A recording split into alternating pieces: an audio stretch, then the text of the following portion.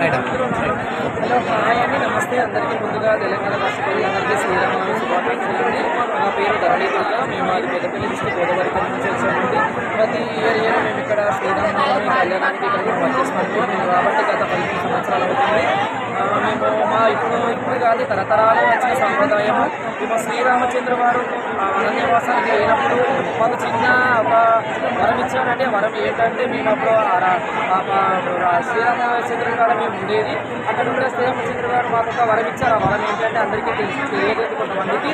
ఆ వరం ఏంటి అంటే ఫ్రాన్స్ వాళ్ళు అర్థం చేసుకొని ఏదంటే అది మంచి అంటే మంచి, చెడ్డ అంటే చెడ్డ, ఏదంటే అది జరుగుతుందని చెప్పేసి శ్రీరామచంద్రుడు ఆ స్వామి వరం ఇచ్చాడు. ఆ వరంతో పాటు మేము ఇలా మేము ఏదంటే అది ఆ శివరూపకరంగా మేము శివుడిని మాకు అర్థమైసుకుంటే సగం ఆడభాగం సగం మగభాగం మన శివుని ప్రతిరూపకరంగా మేము భావించుకొని ఈ శ్రీరామనవమి రోజు మేము మా శివుని కళ్యాణం చేసుకోవడము, పుస్తకాలు తెచ్చుకోవడం, ఇతర వెళ్ళం పెట్టించుకోవడం అలాంటివి జరుగుతాయండి.